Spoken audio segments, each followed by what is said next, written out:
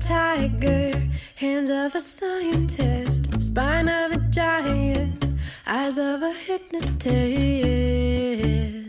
A run, run every day. But it was always in Chicago. I went to kindergarten, that's pre-grade school, grade school, high school, college, medical school, and residency, all within the city limits of Chicago. So I'm a pretty significantly native Chicagoan. Hey, may the good boys win. Hey, may the good boys win. Hey, may the good boys win. My parents weren't particularly passionate about healthy food, so I was just the typical American kid growing up with my fair share of junk food and desserts and ice cream and cakes and donuts. I can remember clearly that I would have Life cereal, and then I progressed to raw oatmeal, and that would be, my typical breakfast. And it was a lot of carbs, very low fat, and I remember believing at the time that margarine was healthy. So one of my favorite breakfasts was soft spread margarine and put cinnamon sugar on toast, and I'm sure that contributed to the dental decay. I didn't understand the basics of health back then, because I didn't really have any mentors. I had no one teach me. I had to learn this all myself. I had to make the mistakes. So a lot of what I'm sharing with people are all from the mistakes I made in trying to get healthy and making a lot of them.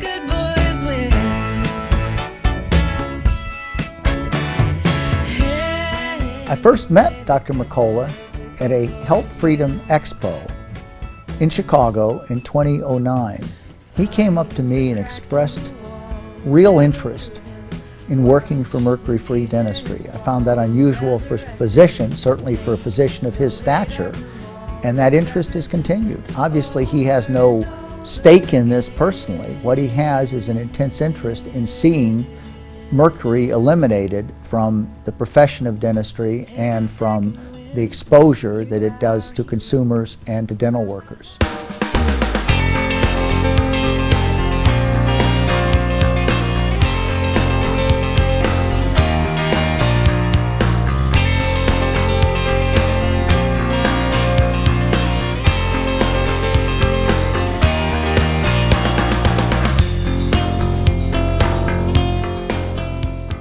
My mom instilled a passion for reading, and remember in 1968 I picked up a book, a paperback book. At that time it cost 25 cents, believe it or not.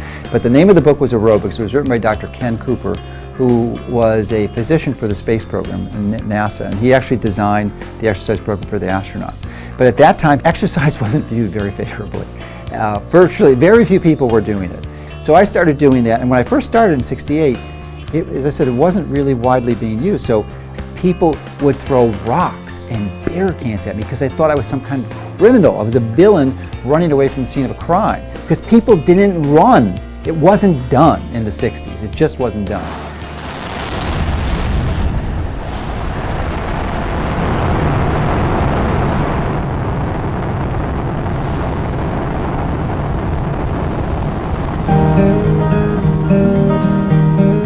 I was a freshman in high school and the first man landed on the moon. So that it captured the nation's attention, and I, of course, wanted to be an astronaut. So in high school I made the decision to be an astronaut, and the quickest way to do that was actually through the military. So I was focused on going to the Air Force Academy. Unfortunately, I grew up in Chicago, and to get an appointment to the Air Force Academy is quite difficult because of the density of the population. So my initial major in college was engineering, because I was still focused on that. And then I switched to pre-med.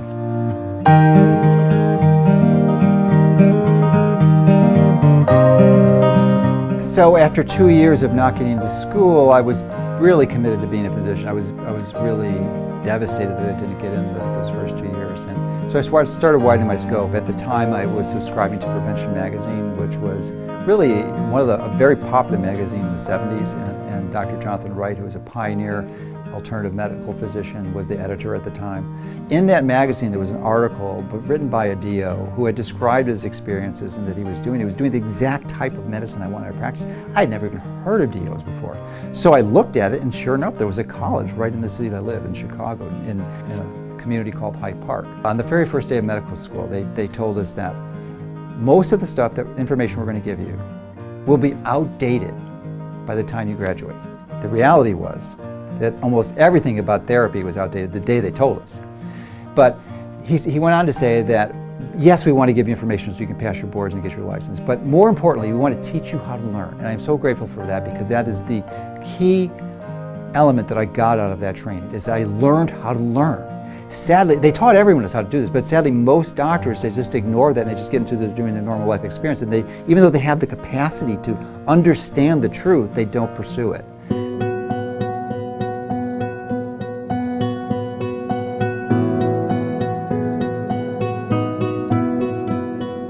So the reality is that Dr. Mercola, as my doctor, helped put me on a path toward health. I was in a place where I did not have health, and I was so bad that I had to quit my job. Because of Dr. Mercola and how he taught me to take control of my own health, I have since become a very healthy individual and somebody who can fulfill his own potential. So the reality is that without Dr. Mercola's guidance and the path that he put me on in terms of learning about my body and learning about what interacts with my body and how to truly give the body what it needs to heal and to operate at its maximum, I would not be in the place I am today.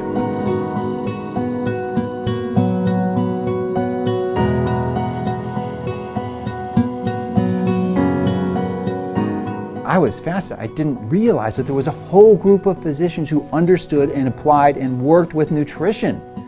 Opened my eyes. I couldn't believe it. So I was just fascinated. And that started my journey of really started reading more medical literature about that and going to these conferences. Typically once a month I'd be traveling somewhere all over the country to learn this information.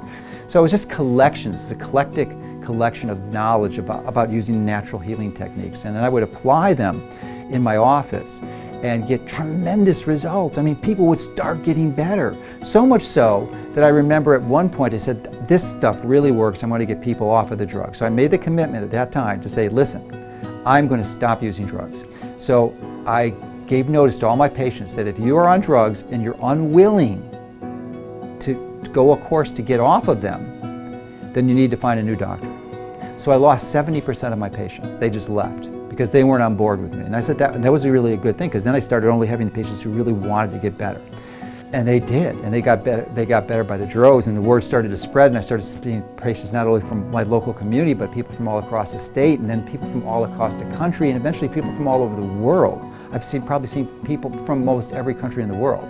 I would see people that had been to some of the finest medical institutions in the country, like Mayo Clinic and many other prestigious ones, like Northwestern, University of Chicago, and they just failed miserably. And it's absolutely easy to understand, because those clinicians in those institutions are beyond phenomenal for diagnosing. That's what traditional medicine is great for. They can diagnose things down to the finest little microbe, and that's wonderful. We need that. But what they fail miserably at is the treatment modes, because they're focused on treating the symptoms using toxic drugs and that potentially could kill them. And you know, drugs do kill people.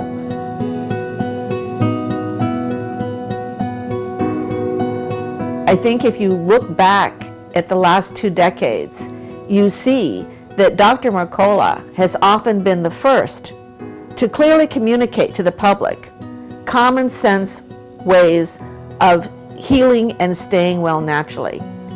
He empowers people to take control of their health by doing simple things like getting enough sleep, enough exercise, changing the diet so that the body can thrive instead of becoming sick from eating food that is not healthy.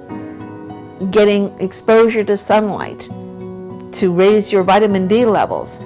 So many of the things that Dr. Mercola has talked about have been embraced by people in this country and around the world.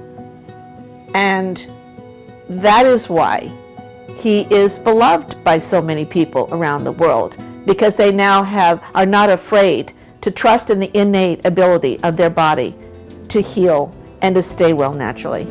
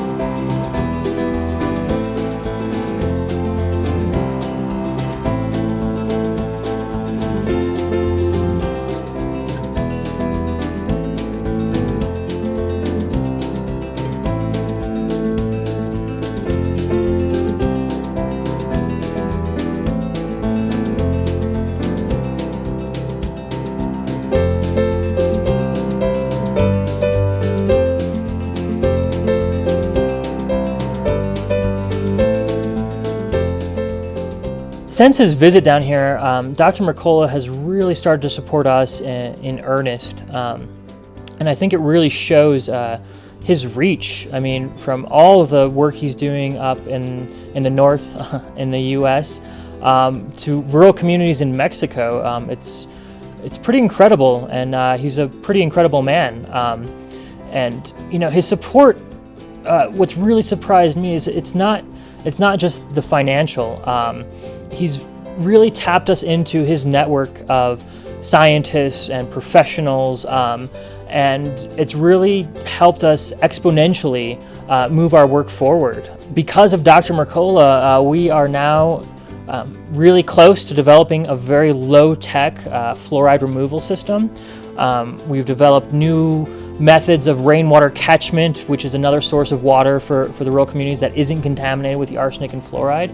You know, Dr. Mercola is really someone who's making a difference in that, and I just I can't speak for everybody, but really on behalf of my team here at Cadiz, Mexico, and you know, the communities we are working with right now. Thank you so much, Dr. Mercola. We don't have the words to really express our gratitude.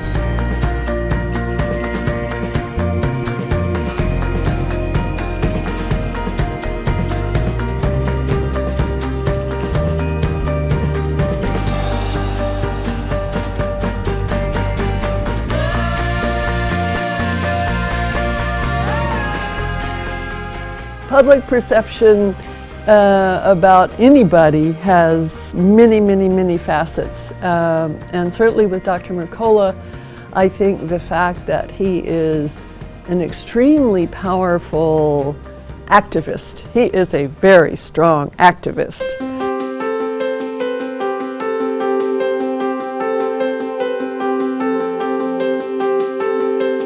Hi, I'm Dr. Mercola from Mercola.com. And I'm Ronnie Cummins from the Organic Consumers Association. And we've got a really important message for you today where you can make a phenomenal and profound difference in genetically modified food with an exciting initiative called the California Ballot Initiative. We're all gathered up here on top of this in front of this clock tower because the time has come for genetically modified foods to be labeled in the state of California. Yes, on 37. It's Californians versus the corporations. Major funding by Mercola.com Health Resources LLC and the Organic Consumers Fund. I want to thank everybody for showing up here today. The fact that we have so many regular, ordinary consumers and citizens showing up on a Wednesday afternoon at 2 p.m. goes to show this is truly a citizens-led initiative. The community stood behind all of us, and together we won this battle of fighting the biggest chemical corporations in the world, and the people of Jackson County really spoke up and showed what was important to them. The unofficial election results have 66% of voters supporting the ban. That's more than 31,000 people. It makes Jackson County the only county in Oregon to be able to officially ban those GMOs. And I'm highly confident, there's not a doubt in my mind that we will be absolutely successful in eliminating GMOs from the United States, and also in removing fluoride from the water supply in the United States, and eventually the world, because we're making major progress. We're seeing victories all along, and we're bashing them down slowly but surely. It's really a David versus Goliath. I mean, we're against enormous corporate pressures, and we're outnumbered funds-wise, but we've got the truth on our side, and we've got, and that's the biggest component. And thankfully, the internet allows us to educate the masses to understand this and rally them to action. Dr. Mercola's impact on people has been huge, especially in our network. I know for a fact, in going around the world, that many of today's activists fighting, and often successfully, fighting fluoridation in their communities, in Canada, in the United States, and in many other countries, were inspired by Dr. Mercola's messaging on our behalf. Dr. Mercola is a pioneer. He leads the way on showing us why medicine needs to change, why healthcare practices, the establishment medicine needs to change. He courageously steps up where others have feared to tread. I think people feel, based on the information that he supplies them, remember, he's not just giving information about specific products, he's giving ideas. He's giving people information that they can use in their lives, and ideas that allow them to think more broadly and keep looking around. For that reason, I think people feel that they can trust Dr. Mercola. He is just a fount of information, and the team that he has gathered together to put together phenomenal information on his website and his books and the like has had a profound influence on the discussion in the country, and also on many individuals themselves.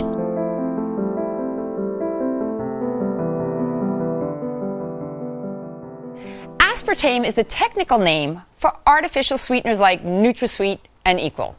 It's used in foods as a sugar substitute, and it just might be the most dangerous additive we willingly put into our bodies. Notice the word willingly. Here with the lowdown on why we should rid our diet of aspartame is Dr. Joseph Mercola. Dr. Mercola, thank you so much for being here with us. So, aspartame, what exactly is it? Well, it's an artificial sweetener that's commonly used by most to lose weight because it's typically in diet products. But the challenge here is that it doesn't cause you to lose weight. In fact, most of the studies that look at this topic show that it actually causes you to gain weight. So that's the primary challenge. But in addition to that, it's loaded with side effects. And in fact, there are more reported complaints to the FDA than all other food additives combined. All right, so my first question was, what is it? So what is it? What is it made of? Where does it come from? It's a chemical product. It's synthetic. So it's not a complete natural. synthetic. It's completely chemical. It's not found in nature. It's something we make, and that's the definition of artificial sweeteners. They're synthetic. And it's also a neurotoxin, is it not? It can be, yes. It's the breakdown products turn into a neurotoxin. Formaldehyde specifically, which is the fluid. Oh my God, formaldehyde! Wait. Formaldehyde is what we embalm bodies with. Yes. It can cause things like seizures, which is why it's that was my next question. Give us some symptoms of autoimmune disorders like MS. And it can also contribute to migraines. And in fact, anyone who has a migraine that's watching this, they really need to get off of any drinks that contain aspartame because it's a really common problem. In fact, my sister, who was my office manager for 20 years, she had her first migraine. We didn't know what it was, but she had these symptoms that simulated a stroke. And then we tied it back to the aspartame. And anytime she has any product that has it, even though it's not listed, it invariably contact the manufacturer and there's some aspartame in there.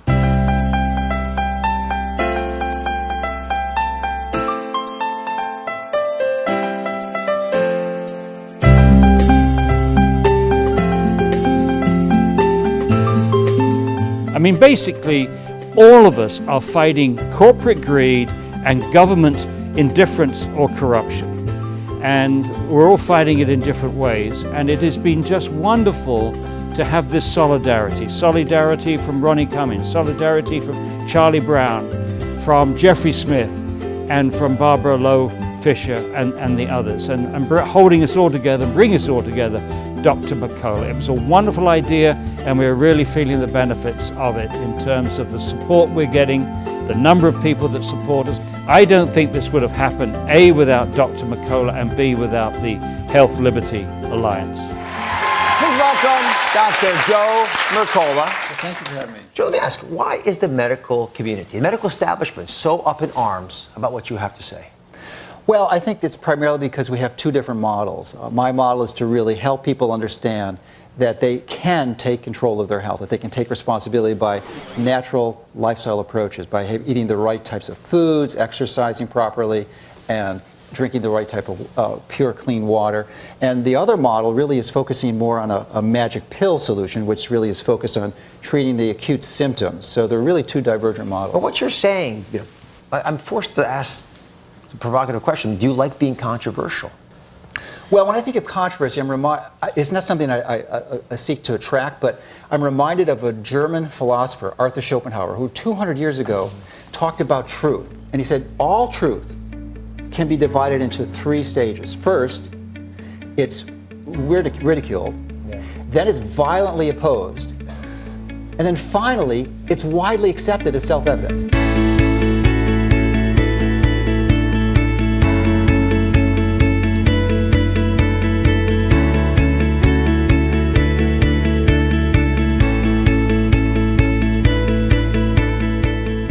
I got this from our comment section last week, okay?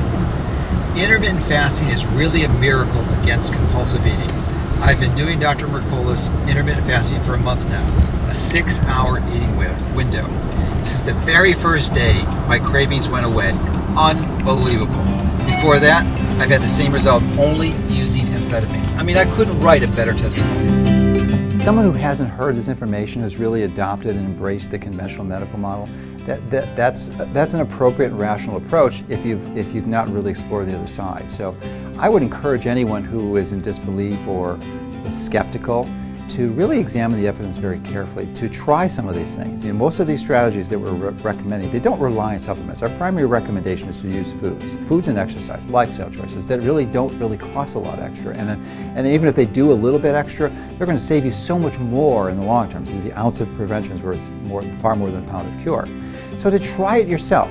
Our mantra is to help people take control of their health. So we're teaching you how to get off of these drugs that literally kill hundreds of thousands of people, legally prescribed drugs that kill hundreds of thousands of people every year. Our message is to tell people, warn them that there is an option, an alternative, a safer alternative, a less expensive alternative that can really and truly address the cause of the disease. So let your body tell you. Don't let some pre-designed, prejudiced opinion dictate your behavior, or something you read somewhere because of some discrediting campaign from some large multinational pharmaceutical company. Our site has been online for 17 years. We have hundreds of thousands of pages. Just go to the search engine, type in whatever your health condition is, and you'll probably find hundreds of pages that address that. It's just addressing the cause of disease, which almost always invariably involves changing your diet and lifestyles so that you can address the cause of the disease. These are just common sense basic strategies. And like the timing of your food, if we follow ancestral eating patterns and to go through regular periods of feast and famine, like they did. With most everyone now, they're eating 3 meals a day and snacks, and it's the only time they're not eating is when they're sleeping. So that doesn't do well. Our biochemistry and our metabolism are not adapted to that. So just try these principles yourself. You'll see what happens. 2 out of 3 people in this country are overweight, and it's such a simple problem to address, really. I would encourage you just to be objective, take a rational approach, and to read both sides of the story, because you might be surprised at what you find.